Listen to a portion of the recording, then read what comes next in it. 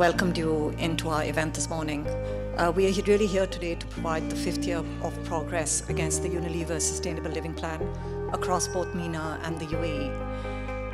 Now, the Unilever Sustainable Living Plan for us is really our blueprint. The world faces numerous challenges, but these challenges can really be faced provided we come together collectively as businesses, as community, as members of society, working to find solutions to these challenges.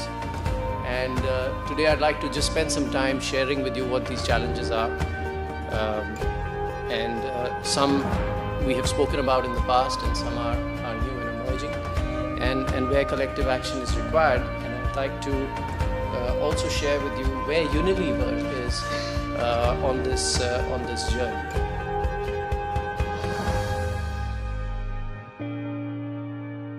I frankly like to thank all of you to be here, investing your time and energy for talking about the future of our planet, society, and region. As I said, this is a very frank thank you. Cem Tarik Yuksel, I am the Managing Director of Unilever Gulf. I think for sustainability we need to first look at the current conditions just to make it more understandable.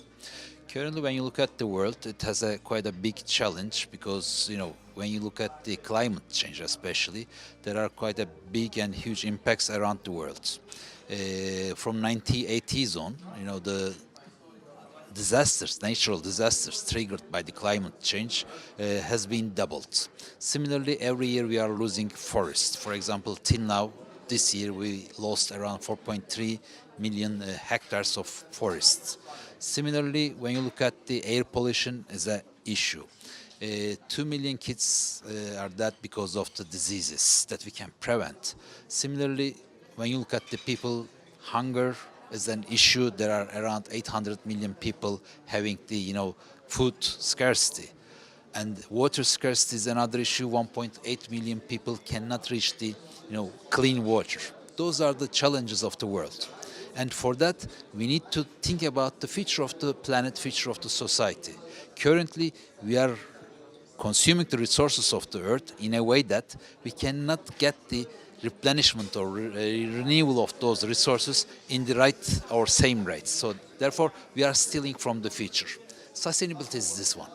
We need to make all these resources sustainable for the future, for future generations, that we can use in the right way and consume in the comfortable way for the future generations to have the similar kind of conditions and resources. That is the sustainability. Of course, when you look at the sustainable development point of view, what are the things that we may bring into business life or in the economical life are the question for the business world as well. And business world, when we make all these discussions together with the United Nations, create a program. United Nations Global Sustainable Development Goals are the name of the program. It was created in 2015. And there are quite a lot of items, starting from the clean water, tackling the challenges of the poverty, hunger, or clean oceans, and all this stuff, waste, poverty. And Unilever is one of these companies signed this treaty, and also being a part of the Paris Agreement in 2015, we are trying to help to create right sustainable conditions for the society and planet that will bring comfort and livelihood to all the society besides economic benefit. When I say economic benefit, just to give you a figure, when you think United Nations global goals, sustainable development goals, the calculation gives around $12 billion input, because even at the moment the ecosystem that we lose through all this climate change has a 3% GDP equivalent of the world GDP. So that's why there's a huge benefit from that economical point of view as well, besides the benefit for the society, future generations and planets. If you put yourself ambitious targets, you can do that one. Currently, I may give you the example.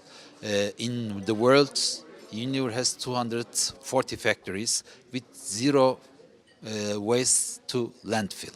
So when you think at the beginning it seems impossible, but currently we realize it in 240 factories, and currently we are trying to share our experience with the companies in free trade zone in Dubai to create more examples and create a collective action for the zero waste. I think when you look at the waste, it depends on the country, region, or the geography.